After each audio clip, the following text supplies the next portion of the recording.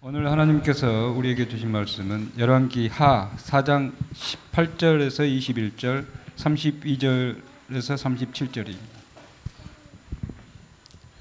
그 아이가 자라매 하루는 추수꾼들에게 나가서 그의 아버지에게 이르렀더니 그의 아버지에게 이르되 내 머리야 내 머리야 하는지라. 그의 아버지가 사안에게 말하여 그의 어머니에게로 데려가라 하매 곧 어머니에게로 데려갔더니 낮까지 어머니의 무릎에 앉아 있다가 죽은지라. 엘리사가 집에 들어와 보니 아이가 죽었는데 자기 침상에 눕혔는지라. 들어가서는 문을 닫으니 두 사람뿐이라. 엘리사가 여호와께 기도하고 아이 위에 올라 엎드려 자기 잎을 그의 입에, 자기 눈을 그의 눈에, 자기 손을 그의 손에 대고 그의 몸에 엎드리니 아이의 살이 차차 따뜻하더라. 엘리사가 내려서 집안에서 한번 이리저리 다니고 다시 아이 위에 올라 엎드리니 아이가 7번 재채기하고 눈을 뜨는지라. 엘리사가 게하시를 불러 저 수넴 여인을 불러오라 하니 곧 부름에 여인이 들어가니 엘리사가 이르되 내 아들을 데리고 가라 하니라. 여인이 들어가서 엘리사의 발 앞에서 땅에 엎드려 절하고 아들을 안고 나가니라. 오늘 본문 말씀은 열왕기하 4장 8절에서 37절까지 이어지는 말씀입니다. 지난주에 저희가 그 중에서도 8절에서 17절까지 페이버, 하나님께서 우리의 모습을 좋게 보시고 은혜대로 갚아주셔서 우리에게 주시는 축복과 은혜를 우리 함께 묵상했는데요. 오늘 본문 말씀은 그 뒤에 이어지는, 그래서 이 아이와 이 수넴 여인 가정에 있었던 일에 대해서 도전하시고 우리에게 기도 제목, 우리의 문제를 주의 말씀으로 부딪힌다라고 생각하게 되었습니다.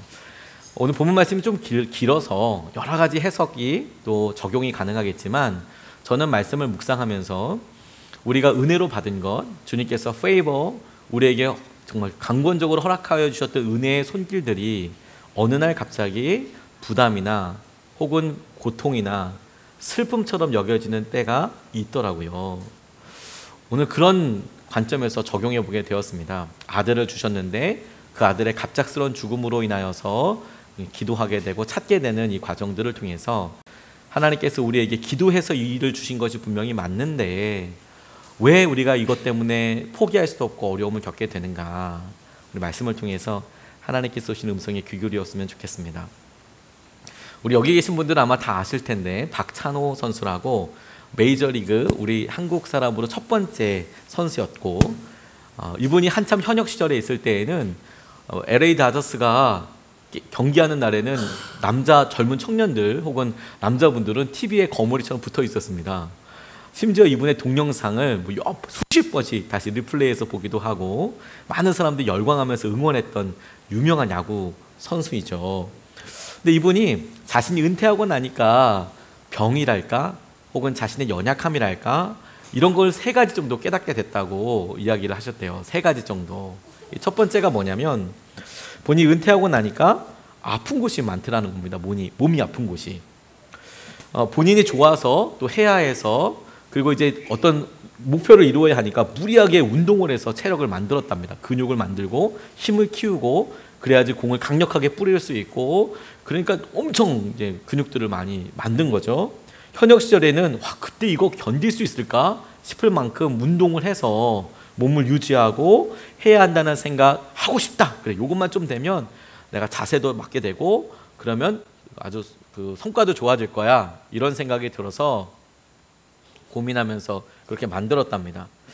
근데 해야 한다는 생각 때문에 아프지 않더래요. 아프지도 않더래요.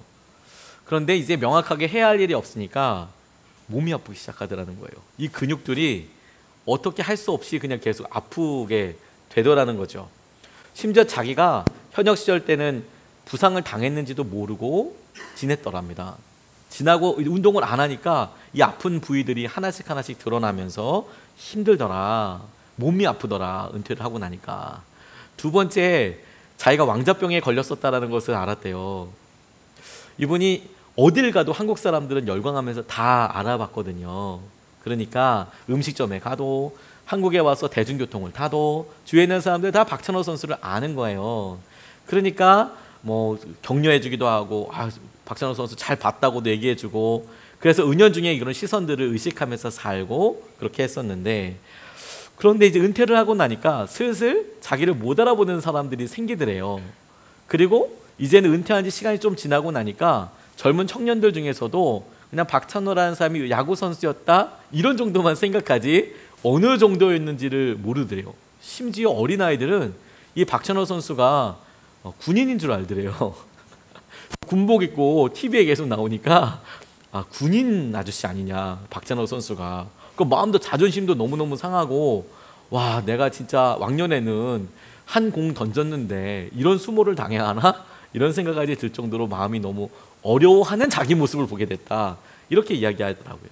세 번째로 이분이 자기 안에 있었던 특별한 이상한 변화를 보게 된 게 뭐냐면, 밥을 먹다가 알게 됐는데 친구들 셋이 만나서 식사를 하는데 중국 요리를 먹으러 갔대요. 코스 요리를 비싼 걸 먹으러 간 게 아니라 그냥 웬만한 중국집에 가서 중국 요리를 이렇게 시키는데, 자기도 깜짝 놀랐던 게 한 4가지 5가지 요리를 시키더래요. 3명이서 먹는데 4가지 5가지 요리를 시키고, 아무튼 뭐 시키는 거 전부 다 해서 음식값만 한 40만 원 정도가 나오더래요. 비싼 코스가 아니고 요리를 시켜서 먹는데, 그리고 그걸 자기가 많이 먹더래요. 그리고 가만히 자기가 생각해 보니까 예전에 운동을 한참 할 때 있었던 그런 식욕이 그대로 있더라는 거죠. 그러니까 그때는 그래도 워낙 칼로리를 소모하는 게 많으니까 운동을 많이 하니까 먹어도 크게 뭐 어려움이 없었는데, 이제는 그렇게 운동할 일이 없지 않습니까? 근데 양은 줄지 않고 식탐은 그대로 있어서 먹으니까 속이 부대껴가지고 힘들고 소화도 안 되고, 그런데도 먹고 싶고 땡기고, 그러니까 기본적으로 식당에 가면 일단 시키는 게 그만큼 시켜서 먹어야 하는 자기의 모습을 보게 됐대요. 선수에게만 생기는 문제가 아니라 한참 열심히 일했고 한참 집중했는데 그 기간이 끝나고 나니까 자기 안에 어떤 부작용처럼 남게 되더라. 저는 우리가 간절히 기도해서 하나님께서 은혜를 주시고 그 은혜대로 지금 누리고 있는 현실에 대해서 이와 비슷한 양가 감정을 가질 수 있다는 생각을 하게 됐습니다. 하나님께서 우리에게 이런 고난을 통해서 우리가 몸부림칠 때는 그렇게 잘 할 수 있다고 생각했는데, 어느 순간에 너무 우리에게 힘들다, 부담이다, 어렵다 이렇게 하게 되는 것이죠. 그래서 은혜를 의지하면서 살아갈 때 어느 날 참 힘들다 이런 생각이 드는 경우가 있더라. 오늘 그게 엘리사와 만나게 되는 수넴 여인의 영적인 현실이었습니다. 오늘 18절서부터 20절까지 말씀을 보면, 그 아이가 자라매 하루는 추수꾼들에게 나가서 그의 아버지에게 이르렀더니 그의 아버지에게 이르되 내 머리야 내 머리야 하는지라, 그의 아버지가 사환에게 말하여 그의 어머니에게로 데려가라 하매 곧 어머니에게로 데려갔더니 낮까지 어머니의 무릎에 앉아 있다가 죽은지라, 이렇게 나와 있습니다. 이 가정에 아들이 태어난 것보다 커다란 기쁨이 몇 개나 있을까, 이런 생각을 해보게 됐어요. 오랫동안 자녀를 바라왔고, 그리고 마침내 하나님께서 강권하심의 은혜로, 강권적인 은혜로 이 가정의 아들을 허락해 주셨습니다. 얼마나 기뻤을까요? 오랫동안 아이를 위해서 기도했는데 그 아이가 태어났어요. 그리고 말을 할 수 있을 정도로 키웠습니다. 아이를 키우고 이젠 말도 할 수 있고, 아이고 머리 아파요 정도 할 수 있을 정도의 아이가 되었고, 그러니 그 사이에 얼마나 많은 사랑과 사연이 있겠습니까? 근데 그 아이가 갑자기 죽었어요. 그러니 자기가 느꼈던 사랑의 감정, 그것만큼의 더 깊이로, 아니 그것보다 어쩌면 몇 배, 수십 배 더 커다란 좌절감과 슬픔을 겪게 되는 것이죠. 내가 뭐 이거 달라고 한 것도 아니고 하나님께서 주셔놓고서 이렇게 은혜로 주셨는데 이게 내게 다시 고난이 되고 고통이 된다면, 슬픔이 된다면, 오늘 이 본문 말씀에 바로 이 사람의 경우가 그렇겠다는 생각을 하게 됐습니다. 기도해서 이럴 줄 알았다면 다시 생각해 볼 일들 여러분들은 없으십니까? 만약에 기도해서 내가 그때 그렇게 결정했던 것이, 내가 기도해서 내가 그렇게 선택했고 그 사람을 만났고 그 다음에 이어졌던 것을 내가 미리 알았다면 안 했을 거야. 그렇게는 안 했을 거야. 그렇게 말 안 했을 거야. 그렇게는 내가 행동하지 않았을 거야 라고 생각할 일들이 저는 생각해보니까 몇 개 있더라고요. 사업을 하기 전에 이럴 줄 알았다면 한번 생각해 볼 걸. 시작하기 전에 한번 생각해 볼 걸. 혹은 사업을 그만두거나 이직을 준비하거나 뭐 이럴 때도 마찬가지겠죠. 오랫동안 기도했는데 그 기도대로 무언가 되었어도 아쉽고 힘들 때가 있습니다. 저희가 젊은이 교회 사역을 할 때 이와 비슷한 일을 경험한 적이 있었습니다. 사역하는 게 너무 행복하고 그리고 제가 맡은 일도 즐겁고 기쁨이지만 어느 날 갑자기 제가 맡고 있었던 일 자체의 책임감 때문에 너무 힘들었던 적이 있었습니다. 아무에게 이야기할 수도 없고 기쁘고 부흥이고 좋다고 이야기하지만 너무 힘들다는 생각이 드는 거예요. 기도를 하는데 마음이 무너지는 느낌? 그런데 그렇게 기도하는데 하나님께서 제게 기도하는 그 자리에서 응답해 주셨어요. 제가 예전에 기도했던 기도 내용과 그때 기도했던 모습을 제게 떠올리게 해주셨거든요. 제가 안산 광림교회에서 사역을 하게 될 때 거기서도 젊은이 교회를 사역하고 있었습니다. 당시에는 제가 전도사였습니다. 전도사로서 열심히 사역하는데 너무 행복했어요. 저랑 같이 동력하시는 제가 섬기는 목사님이 너무 인격적이고 좋으셨을 뿐 아니라 그때 당시 담임 목사님이 유기성 목사님이셨는데 일임해 주셨거든요. 그러니까 마음껏 사역할 수 있었습니다. 어떤 부탁이나 해야 될 일이 있으면 며칠 밤 새는 거는 기쁨과 행복으로 할 수 있었거든요. 그런데 그렇게 사역하고 그렇게 열심히 하다가 제가 이렇게 좋은 곳에서 제가 나중에 안수받고 그러면 담당 목사 하고 싶다 이런 생각을 했었거든요. 내가 여기서 이렇다면 한번 해보고 싶다. 뭐 뽑아줄지는 않을지 모르겠지만 나 정말 그렇게 한번 해보고 싶다 이런 생각을 했었고 그리고 지나가듯이 기도를 툭 했었던 것 같아요. 그런데 유기성 목사님께서 선한목자교회로 가게 되시고 저도 교회를 이임하게 되고 여러 일들이 있으면서 그런 일이 요원해 보였거든요.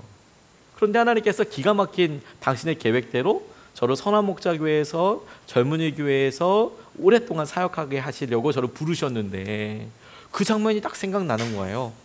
제가 이것이 너무 힘듭니다, 어렵습니다 라고 이야기하는데 정작 이런 상황과 이런 응답들이 제가 간절히 기도했었고 간절히 희망했었고 하나님께서 제게 주신 은혜였다는 것을 알게 됐어요.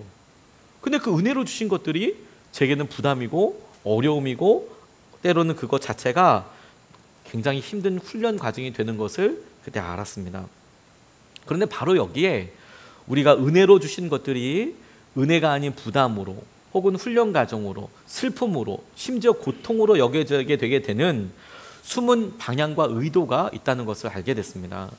왜 이런 일들이 은혜로 계속 기뻤으면 기쁨으로 가는 게 아니라 왜 은혜로 주었던 것들이 때로는 힘들고 고난이고 슬픔이고 그리고 넘어야만 하는 한계처럼 여겨지게 될까? 주님께서 이것이 각 개인마다 다른 개인별 이유는 모르겠지만 그러나 모두가 공유할 수밖에 없는 중요한 결과 하나로 몰아가시는데 그것이 무엇이냐면 허락하신 분을 떠올리게 한다는 거예요.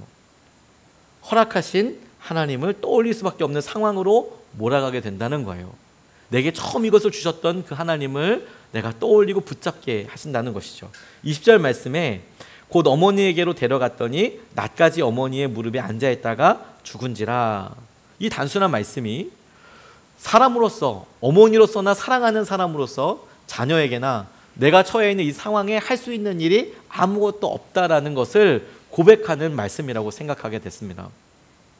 내게 은혜로 주신 것들이 이제는 고난이고 아픔이 되었는데 정작 그런 아픔과 고난을 내가 볼 때 내가 무언가 이것을 더 바꾸려고 한다거나 변화시키려거나 혹은 이것을 전환할 수 있는 능력이 내게는 아무것도 없고 나는 다만 아이를 눕혀놓고 가만히 그냥 바라봐야만 하는 그런 상황이 되어버린 것이죠. 그런데 그녀가 잘한 것이 있다면 이 일을 허락하여 주셨던 하나님을 찾은 것입니다. 다른 누구보다도 심지어 남편과도 상의하지 않고 그가 하나님 그분을 만날 수 있는 방법으로 엘리사를 찾아갔다는 것이죠. 누군가와도 이야기하지 않았다는 것이 포커스가 아니고 그의 삶의 우선순위가 하나님께 묻는 것이 있었다는 것이 중요한 관점인 거예요. 하나님께 묻고 하나님이 이것을 해결해 주실 수 있는 분이라고 그가 믿고 신뢰하고 움직였다. 우리가 이렇게 힘들지 않으면 기도하지 않았을 겁니다. 우리는 다만 이런 고난의 기간이 빨리 끝날 거라고, 끝났으면 좋겠다라고만 이야기하잖아요. 그런데 하나님 입장에서는 우리가 이렇게 은혜로 주신 것들로 인하여서 힘들다고 이야기하지만 힘들지 않으면 이 은혜를 유지할 수도 없고 이 은혜가 참으로 다른 놀라운 기쁨과 축복으로 변화되는 것들을 알지도 못하고 경험하지도 못하게 될 거예요. 시간이 지나고 나면 우리가 고난받고 어렵고 생각하는 이 기간이 바로 열매가 될 거예요. 여러분, 다시 시간이 지나고 나면 우리가 힘들어요, 왜 은혜 때문에 이렇게 은혜로 시작한 것들이 지금 이렇게 힘드나요? 라고 이야기하는 이 과정이 곧 열매가 될 거라고요. 이 기간이 열매 자체가 될 것이고 허락하신 은혜가 열매로 되어가는 과정을 우리가 겪고 있는 거예요. 은혜가 또 다른 은혜로 되어지게 되는데 하나님께서 그것을 열매로 이끌어가는 것을 우리가 경험하고 있는 것이죠. 씨앗은 왜 내가 어두움 가운데 오랫동안 있어야 되는지 이해를 못할 거예요. 왜 씨앗은 자기 몸이 찢어지는 듯한 느낌이 드는지 결코 이해하지 못할 겁니다. 싹을 틔우고 나왔더니 왜 이렇게 쨍쨍 비치는 햇빛 가운데 이렇게 오랫동안 장시간 노출되어 있는지 씨앗은 이해하지 못할 거예요. 그런데 그 훈련 기간들이 다 지나고 나면 씨앗은 또 다른 열매로 그가 상상하지도 못했던 또 다른 방식과 그리고 상상하지 못했던 엄청난 양의 열매를 맺게 되는 과정을 겪고 있는 것이죠. 이것이 은혜가 생명되는 과정이고 은혜가 열매가 되는 과정이라는 것을 주목할 필요가 있겠다는 생각을 하게 됐어요. 하나님께서 우리에게 때로는 은혜를, 하나님 내가 이렇게 결혼해서 이렇게 자녀를 얻어서 이렇게 기도해서 직장에 들어가고 이렇게 해서 하나님 심지어 내가 이것을 놔두고 지금 내가 시간을 갖고 있는데 이 일을 통해서 어떻게 내가 할 수 있을까요? 하나님이 이 훈련 과정을 귀하게 사용하고 계세요. 생명을 주신 것과 여러분, 생명을 다시 살리는 것과 무엇이 더 어려울까? 제가 이 본문 말씀을 묵상하다 뜬금없이 그런 질문을 해보게 됐습니다. 지금 이들이 엘리사가 자녀를 줄 때까지는, 허락해 줄 때까지는 그냥 꿈만 바라고 있었던 거거든요. 그런데 이제 그 아들이 죽었습니다. 그런데 아들이 다시 살 수 있을 거라고 믿었을까? 그런 생각을 해보면서 내게 아들이 생기는 거, 없던 것에서 생기는 것을 믿는 게 더 어려울까? 아니면 있었는데 사라져버린 것이 다시 생길 거라고 믿는 것이 더 어려울까? 여러분은 무엇이 더 어려울 거라고 생각이 드세요? 아마 똑같이 어려울 거예요.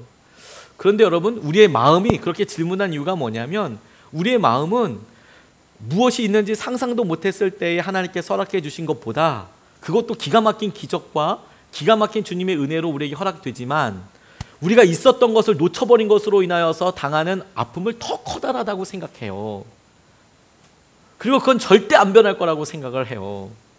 우리에게 이것을 허락하여 주신 은혜라면 하나님께서는 당연히 이것을 지킬 수 있는 은혜도, 하나님께서 이것을 넘어서게 하실 은혜도, 다시 살리신 은혜도 우리에게 주시지 않겠습니까? 우리가 그 과정을 믿음으로 함께 겪고 있는 것이죠. 제가 참 좋아하는 이야기 중에서 사이언티픽 아메리칸이라는 책에 나와 있는 내용을 참 되게 마음속에 깊이 가지고 있습니다.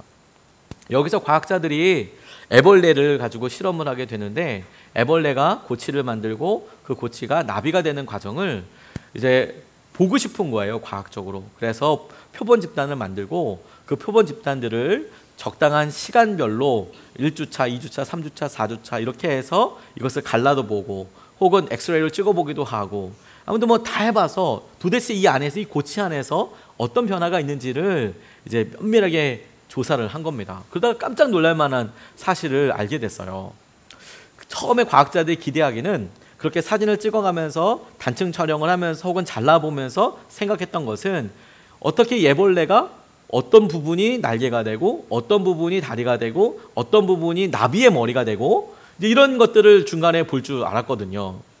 그런데 실제로 이것을 잘라보고 과학적으로 한 주, 두 주 차를 두고 보니까 깜짝 놀랄 만한 사실을 발견하게 된 게 뭐냐면 고치 안에 들어가면 애벌레가 가수분해 요소가 나와서 통째로 다 녹아버리더라는 거예요.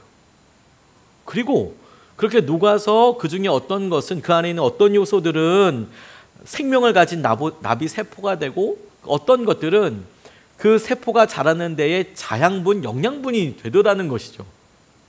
그래서 과학자들이 보기에 이것이 어떤 모습이 또 다른 모습으로 변형되는 게 아니고 그냥 통째로 다 그냥 쭉 녹았다가 완전히 죽었다가 완전히 다른 생명으로 다시 거듭나는 것이구나. 그러니까 애벌레에서 나비로 변하는 것이 아니라 애벌레가 죽고 나비가 사는 것이라고 말하는 것이 과학적으로 더 맞는 말이겠다라고 이야기했다는 겁니다. 우리가 똑같이 이런 영적인 현실 속에서 삽니다. 우리가 이 땅에 태어나서 하나님을 만나고 하나님을 만나기 전까지 우리 마음대로 살아가죠. 근데 가만 생각해 보면 우리가 이 땅에 태어났다는 것 자체가 엄청난 하나님의 은혜와 기적적인 만남으로 하나님께서 이 땅에 우리에게 생명을 주신 거거든요. 근데 그런 생명 외에 하나님께서 우리를 만나 주시고 또 다른 생명으로 인도하여 주신 것은 또 다른 기적과 또 다른 손길이 되는 것이지요. 그런데 두 번째 생명을 누리게 될 때에는 첫 번째 우리가 누렸던 생명과는 완전히 다른 삶을 살게 되는 거예요. 마치 아들이 태어났고 그 아들이 죽었다가 다시 살게 될 때 그 아들이 처음에 갖게 되는 의미와 사랑의 깊이가 완전히 달라지는 것처럼 전혀 다른 삶과 의미를 보게 되는 것이죠. 어떤 분이 묵상을 한 그런 간증을 읽게 되었는데요. 그가 철도 공무원이셨답니다. 술을 많이 드셨대요. 퇴근하시면 동네 사람들과 윷놀이 하시면서 막걸리를 많이 드셨답니다. 그래서 술 취한 아버지를 술에 실어 집까지 모셔온 적도 있고 그런 아버지였는데 초등학교 4학년 무렵에 아버지께서 대학병원에서 허리 디스크를 수술하시고 그 1년간 꼼짝없이 병원에 누워 계셔야 하는 그런 일을 당하게 되셨대요. 근데 퇴원하고 나서도 1년 동안이나 또 집에서도 가만히 아무 일도 못하고 누워 계셔야 되는 그런 일이 있었던 거죠. 그러면서도 절대 술을 끊지 않고 그러니까 이분이 보면서 아버지 보면서 나는 절대 술 안 마실 거야 이런 다짐을 했답니다. 맏아들로서 동생들에게도 모범이 되고 어머니의 기대를 부응하기 위해서 공부 열심히 했답니다. 그래서 좋은 학교 들어가고 대기업에도 입사해서 능력을 인정받고 승진을 거듭하면서 승승장구하면서 막 올라가게 됐대요. 주말마다 교회도 갔고요. 하나님보다 부와 성공과 이런 게 더 좋으면서 많은 돈을 벌기 위해서 주식 투자에 열을 올렸답니다. 그런데 그렇게 하다 보니까 심지어 부모님, 동생, 친척까지 돈을 땡겨 쓰기 시작했대요. 빌려서. 승승장구 계속할 줄 알았는데 그래서부터 막대한 소나기가 생기기 시작하고 그리고 강남의 대형 아파트 2채를 팔아야 하고 마치 중독된 것처럼 헤어나지 못하도록 쫄딱 망하게 된 거예요. 그리고 그 즈음에서 다니고 있었던 회사도 명예퇴직 대상이 되어서 쫓겨나게 되고 그러고 나니까 연쇄적으로 부도가 나니까 가정도 풍비박산 나게 되고 아무도 어떻게 할 수 없는 일이 되었어요. 그렇게 자기의 바닥을 경험하게 되고 나서 3년 동안이나 백수로 살아야 했답니다. 아무리 좋은 기업에 다녔었건 과거가 어땠었건 간에 아무도 알아주지 않더래요. 3년 동안 완전히 바닥에서 이렇게 백수로 지내면서 취업이 되지 않으니까 나중에는 고속도로 건설 현장에서 막노동을 시작하셨답니다. 본인이. 그거라도 해야 일단 먹고 살 수 있으니까 무거운 철근을 들고 올리면서 회한의 눈물을 흘렸대요. 그러니까 본인이 공부하고 그냥 행정직만 하다가 그렇게 육체 노동을 하려고 하니까 그게 쉽게 되는 게 아니거든요. 또 그게 너무 힘든 거죠. 근데 매일 아침마다 말씀 붙잡고 묵상을 하는데 어느 날 말씀이 이렇게 자기에게 말씀하시더래요. 속히 부하고자 하는 자는 형벌을 면하지 못하리라. 그런 말씀이 갑자기 보이고 탐심은 우상숭배라는 사실도 깨닫게 됐다라는 겁니다. 그래서 하나님 보시기에 자기가 얼마나 잘못된 길을 걷고 있었는지 그걸 알게 되니까 자기가 아내에게 가서 잘못했다고 이야기해야겠다. 내가 내 자녀들한테 아빠가 잘못했다고 미안했다고 이야기해야겠다라는 생각이 들더래요. 그래서 그렇게 했답니다. 내가 잘못했다. 진짜 미안하다. 얘들아 내가 정말 잘못했다. 근데 그것을 시작으로 해서 하나님께서 급여가 많지는 않지만 새로운 직장을 얻게 됐다는 거예요. 그래도 일용직 노동을 하시다가 그것도 사실 감지덕지처럼 열심히 일하고 있는데 그래도 직장을 얻게 되니까 예전 수입만 비교할 수 없고 근데 그래도 직장을 다닐 수 있다는 게 너무너무 행복하더래요. 화려한 직장도 아니고 뭐 사람들한테 이분 표현에 의하면 사람들한테 내세울 수 있을 만한 것도 아니지만 그래도 직장에 있으니까 전에는 없었던 마음의 여유가 생기더래요.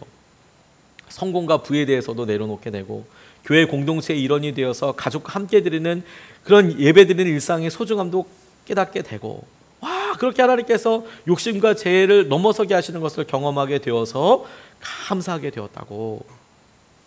우리에게 여러분, 때로는 고난이, 어려움이 그 시작이 우리가 처음에 은혜로 받은 것들로 인하여서 우리가 분명히 감사도 하고 심지어 감사 헌금도 하고 그래서 하나님께 드렸는데 지금 우리에게 어려움이 되고 아픔이 될 수도 있습니다. 그런데 그럴 때에 결과만 가지고 이게 망한 거야? 이게 실패한 거야를 생각할 것이 아니라 이 일을 통해서 하나님께서 어떤 일을 하고 계시는 것인가.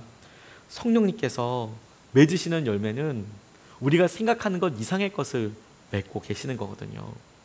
주님께서 이런 일을 통하여서 분명한 목적과 방향을 가지고 나아가고 계세요. 그 목적과 방향은 한마디로 하나님을 알아가는 것입니다. 우리가 하나님을 더 깊이 알아가는 중입니다. 우리가 하나님께서 허락하여 주셨다면 우리에게 주신 그 은혜를 지켜주실 예수 그리스도를 만나게 하여 주시고 그 예수님을 의지하는 것을 통해서 지켜주시는 은혜를 경험하게 하시는 거예요. 36절 37절 말씀에 보면 엘리사가 게하시를 불러 저 수넴 여인을 불러오라 하니 곧 부름에 여인이 들어가니 엘리사가 이르되 내 아들을 데리고 가라 하니라. 여인이 들어가서 엘리사 발 앞에서 땅에 엎드려 절하고 아들을 안고 나가니라. 이렇게 나와 있습니다. 단순해 보이는 이 말씀에 저는 안고 나갔다라는 말이 마음속에서 먹먹하도록 떠나지 않는 것을 경험했습니다. 처음에 아들을 주셨을 때 그 아들을 품고 얼마나 기뻤을까 여러분 상상이 가능하신가요? 근데 그 아들이 죽었다, 죽음을 맞이했다, 그때 느끼게 되는 좌절감도 여러분 상상이 가시나요? 근데 그 아들이 갑자기 살아났습니다. 기쁘지 않았을까요? 그런데 여러분, 이 기쁨은 처음에 이 아들을 하나님께서 허락하여 주셨을 때의 그 은혜와는 사뭇 다른 의미를 갖게 될 거예요. 처음에 하나님께서 이 은혜를 내게 주셨을 때 어떻게 이런 은혜가 있을까? 어떻게 하나님께서 이런 기쁨을 주실까? 이런 정말 다 감사, 이런 느낌이라면 두 번째 죽었던 아들을 내가 안으면서 갖게 되는 감사는 이 아들이 생명을 다시 찾아서도 감사하지만 그럼에도 불구하고 인생의 한계라는, 내가 할 수 없는 영역이 또 있다라는 것을, 그것을 아주 더 쉽게 얘기하면 얘가 다시 죽을 수도 있다라는 아주 절대적인 진리를 앞에 두고 기뻐하게 되는 것이죠. 이건 완전히 다른 것입니다. 왜냐하면 처음에는 하나님께서 이런 걸 주셨나 보다라고 감사할 수 있지만 두 번째 하나님께서 살려주신 이 아들 앞에서는 하나님이 없으면 도무지 이 아이를 키울 수도 없고 살릴 수도 없고 함께 할 수도 없다는 것을 인정할 수밖에 없게 되는 거거든요. 그리고 더 놀라운 것을 묵상하다가 깨닫게 하여 주신 것이, 이 장면을 주님께서 이렇게 묵상하는데 성경에 나오는 한 장면을 생각나게 해주셨어요. 아브라함이 이삭을 하나님께 번제로 드리려고 하는 장면, 모리아산 꼭대기에서 그가 아들을 이제 곧 번제로 드리려고 칼을 높이 들었을 때 그 전에 아마 아브라함 마음속에는 결단하고 결심하고 다시 생각하고 다시 생각해서 아마 아들을 수백 번 주님 앞에 올려드렸을 거예요.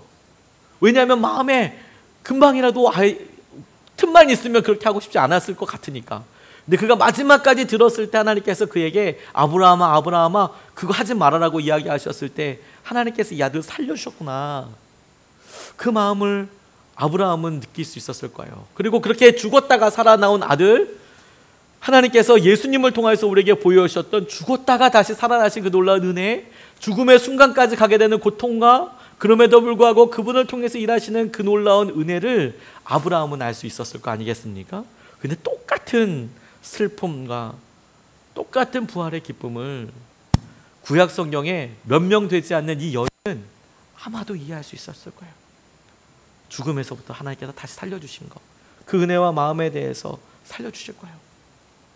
여러분, 주님께서 우리에게 은혜로 주신 것들 주님께서 반드시 열매로 바꿔주시고, 그리고 반드시 주님께서 선하고 반드시 주의 놀라운 은혜로 열매로 삼아 주실 거예요. 지금은 우리가 이것이 하나님 어렵습니다, 힘듭니다, 그런 과정을 겪고 있을 수는 있어도 하나님께서 우리에게 주신 것을 그대로 포기하지 아니하시고 우리에게 반드시 주의 은혜와 놀라운 모습으로 회복시켜 주실 것이에요. 그런데 이 말씀을 묵상하면서 하나님께서 제게, 그런데 주님 여전히 힘들게 삶을 사는 분들에게는 이게 어떤 말씀이 되나요? 다시 말해서 하나님, 우리 성도님들, 저를 포함한 대부분의 사람들이 주님께서 은혜를 누리면서 그래서 지금의 이 모습과 지금의 이 삶을 살고 있지만 하나님 버겁습니다. 힘듭니다. 그래서 우리가 한결같은 기도는 이게 빨리 끝났으면 좋겠습니다. 하나님, 이 재정의 실험이 빨리 끝나고 이 관계 실험이 빨리 끝나고 적응하는 것도 좀 빨리 되고 우리 아이가 얼른 졸업을 하든지 결혼을 하든지 아니 얼른 이게 좀 빨리 끝났으면 좋겠습니다라고 이야기하는 사람들에게는 이 말씀이 어떻게 다가오는 거게 될까요? 김병년 목사님 몇 번 말씀 중에도 소개했지만 이분이 개척을 해서 열심히 사역하고 행복하게 사역하고 있는데 셋째 아이를 하나님께서 선물로 주시고 그 셋째 아이를 출산했을 때 사모님이 아이를 출산하고 3일 만에 뇌출혈로 쓰러지셨대요. 임신성 뇌출혈이 일어나게 됐고 그것 때문에 식물인간이라고 부르는 그런 상태가 되었습니다. 처음에는 깨어날 줄 아셨답니다. 기도하고 그러면 반드시 깨어날 거야 라고 생각했는데 이것이 한 달, 두 달, 세 달, 1년, 2년, 3년, 4년 막 지나가니까 얼마나 안타깝습니까? 심지어 이 막내 셋째 아이는 엄마의 젖조차 제대로 먹지 못한 거예요. 그냥 어렸을 때부터 그렇게 뭐 힘들고 어렵게 자라고 그 모든 일들을 이렇게 하는 것이죠. 그런데 이 목사님이 아내가 쓰러지고 나니까 기도 조금 하셨겠습니까? 간절히 기도하고 기도 오래도 올라고 기도하는데 제일 마음에 상처되는 게 뭐냐면 와서 아유 목사님 믿음이 기도하면 된다 뭐 이런 얘기 막 하고 이러면 너무 힘들더래요. 제일 힘들었던 것은 아유 목사님 크게 쓰시려고 이런 일이 생긴 거예요. 뭐 이렇게 이야기하면 정말 마음이 뒤집어지는 것 같더래요.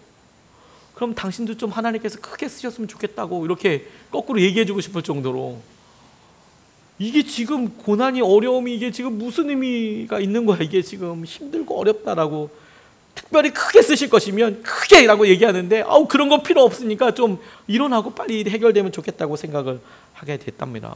마음이 더 상하셨대요. 그런데 하루는 아내가 추우니까 추운 방에서 따뜻하게 해줄 요량으로 이렇게 원적외선처럼 열풍기라는 게 이렇게 있습니다. 이렇게 돌아가는 선풍기처럼 생긴데 열이 나가는 그런 게 있고 또 이렇게 덮어주는 이런 전기 제품을 가지고 사모님을 좀 따뜻하게 해주려고 하는데 그렇게 덮어놓고 잠깐 일을 보는 사이에 불이 난 거예요. 그래서 갑자기 사모님이 땀을 뻘뻘 흘리고 있는데 이상해서 보니까 다리가 타고 있는 거예요. 그래서 얼른 끄고 병원에 옮겼는데 너무 안타깝게도 한쪽 다리를 절단하게 되신 거예요. 뇌출혈은 너무 안타깝긴 하지만 그래도 자기 때문이라고 이야기할 수는 없지만 부모 때문에 이런 사고가 나고 나니까 정말 마음이 미칠 것 같더래요. 하나님 정말 마음이 다 어떻게 해야 될지 모르겠더래요. 아내 그럼 긴급 수술하게 되고 이 화상은 뭐 어떻게 해도 계속 이제 계속 지속되는 이런 치료 과정이 있는데 마음이 너무 힘들고 어려운데 세상에 그때 이렇게 병원에 이렇게 수술하고 돌아오고 이렇게 했는데 차에서 노사연의 사랑이라는 노래가 들리니까 비상도로에 세워놓고 엉엉 울면서 그걸 따라 부르셨대요. 너무 힘들어가지고. 그런데 마침 그 즈음에서 이분이 5,000명이나 되는 IVF 전국 수련회 첫날 밤에 자기가 강사로 섬기게 된 스케줄이 전부터 있었다는 거예요. 캔슬할 수도 없고 근데 가서 말하기도 너무 힘들고 근데 고민하다가 그래도 자기가 비우면 당장 구할 수가 없으니까 자기 마음은 정말 어떻게 할 수 있는 상황이 아니지만 가서 말씀을 전해야겠다고 섰는데 할 말이 아무것도 없고 하나님 나를 이렇게 아프게 하시는데 내가 무슨 말을 하나. 그래서 말씀을 어떻게 전해지도 모르고 이렇게 전한 다음에 기도할 때 이렇게 이야기하셨대요. 여러분 오늘 밤에 우리 모두 오른손을 들고 하나님을 향해 이렇게 외칩시다. 이렇게 이야기하고 자기 마음에 진짜 있는 생각을 하나님께 확 외쳐버린 거예요. 하나님 저 좀 그만 때리세요. 저 좀 그만 때리세요. 그 눈물이 막 나죠. 하나님 저 좀 그만 때리세요. 너무 아파요. 하나님 저 좀 그만 때리세요. 그래서 그 목사님도 울고 학생들도 그렇게 하나님께서 때리는 사람이 많다고 생각된지 그렇게 많이 울고 하나님 저 좀 그만 때리세요. 하나님 아파요. 알아차렸다니까요. 하나님 이제 알아차렸어요. 그만 때리세요. 아파요. 고통당하는 영혼들의 아픔을 이루 다 말할 수 없죠. 근데 이분이 이런 간증을 통해서 오랜 시간이 또 지났어요. 오랜 시간이 또 지났어요. 그 사이에 남자 혼자서 아이들 3명 다 키웠습니다. 자매님들 아마 이 심정 잘 아시죠? 아이들 혼자서 양육하면서 키우려고 하면 참 힘들잖아요. 애들 뭐 뒤치다거리라고 생각하면 좀 미안하지만 그래도 애들한테 손이 많이 들어가요. 그리고 애들 학교 들어가면 일이 없는 게 아니에요. 숙제 같이 해야죠. 그거 신경 다 써줘야 되죠. 또 준비물도 엄청 많아요. 요즘 또 부모랑 같이 하는 숙제도 많아요. 근데 아내 없이, 아내는 식물인가도 누워있고 그 아내의 그 뭐 대소변 다 받아내고 병원도 다 보고, 그런데 아이들이 잘하잖아요. 그 아이들을 계속 뒷바라지만 하니까 남자 혼자서 이게 너무 힘든 거죠. 너무 힘든 거죠. 여전히 힘든 거죠.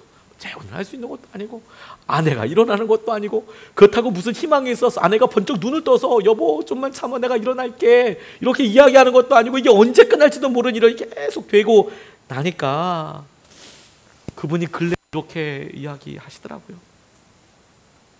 자기는 고난이 축복이라고 생각 안 한대요. 폭력이라고 하시더라고요. 고난은 자기 생각에는 아무리 생각해봐도 자기는 축복이 아닌 것 같다. 고난은 오히려 정말 폭력적인 면이 있고 힘들더라. 근데 그러다 보니까 본인이 고난에 대해서 진짜 묵상을 많이 하게 되더래요. 너무 아프니까. 근데 이게 묵상하다 보니까 사람들이 축복의 이 뭔지에 대해서 생각을 하는데 잘 되는 것이 축복이라고 생각한다는 것을 본인을 포함해서 알게 됐다는 거예요. 보통 이렇게 고난이 있으면 축복을 주셔서 이거 넘어서게 해달라고 이야기할 때 그 축복은 뭐냐면, 하나님 이 기도 제목이 좀 응답되게 해주십시오. 하나님이 가난한 것이 좀 끝나게 해주십시오. 하나님 부부가 좀 말 좀 통하게 해주십시오. 하나님 우리 자녀들이 좀 결혼을 좀 하게 해주십시오. 하나님 대학을 가게 해주십시오. 하나님 우리 아이들이 좀 어떻게 좋은 학교를 가든지, 하나님 이제 방황을 좀 끝내고 좀 오게 해주십시오. 하나님 이 오랜 빚을 좀 다 갚게 해주십시오. 뭐 직장에 취직하게 해주십시오. 뭐 다양하게 우리가 원하는 이런 기도 제목들이 응답되는 것을 축복이라고 다들 생각하더라는 거예요. 자기를 포함해서. 자기도 그렇게 생각했거든요. 축복 주셔서 우리 아내가 좀 일어나게 해주십시오라고 생각을 했는데, 근데 오랫동안 고난을 겪고 본인의 말씀을 보고 또 읽다 보니까 성경에서 말하는 축복은 기도 제목이 이루어지는 것이 아니고 예수 그리스도시라는 거예요. 성경에서 말씀하시는 축복은 딱 그냥 하나, 예수 그리스도시라는 거예요. 근데 그게 무슨 의미냐? 그럼 축복이 예수 그리스도라는 건 도대체 뭐 어떻게 하라는 거냐라고 본인이 생각해 보다 보니까, 내가 이 모든 고난의 과정과 이런 아픔들을 겪어가면서 이 과정에 있어서도 내가 순종하게 됐는가? 그리고 내가 이 모든 일들로 인하여서 그 결과가 예수 그리스도를 더욱 신뢰하게 되었는가? 내가 고난이 있고 힘들고 어려웠고 그 어려움 때문에 내가 주님을 찾게 되었는데, 그래서 내가 주님께서 받은 축복을 내가 받았는데, 그 축복이 예수 그리스도라는 것이 무엇이냐면, 내게 주신 그 예수 그리스도로 인하여서 내가 재산이나 건강이나 내가 기도 응답으로부터, 내가 정말 힘들고 두려워하는 것으로부터 내가 자유해졌는가? 내가 예수님 때문에 내가 정말 힘들고 두려워하는 것들로부터 내가 자유해졌는가? 내가 자유해졌다면 예수 그리스도를 축복으로 경험하고 있는 것이죠. 그걸 우리가 놀랍게 누리고 있는 것이죠. 내가 예수님 때문에, 그게 진정한 복이다. 그게 진정한 주님의 은혜이고 그게 축복이다. 저도 그 말에 100% 동의했습니다. 아멘. 하나님 그렇습니다. 하나님께서 우리에게 허락하신 은혜를 열매로 받고 가시죠. 그것이 온전한 열매를 맺게 하기 위해서 농부 되신 아버지께서 쉼없이 수고하고 계십니다. 그리고 주님께서 그것을 지킬 수 있는 은혜로 예수님을 우리에게 주셨습니다.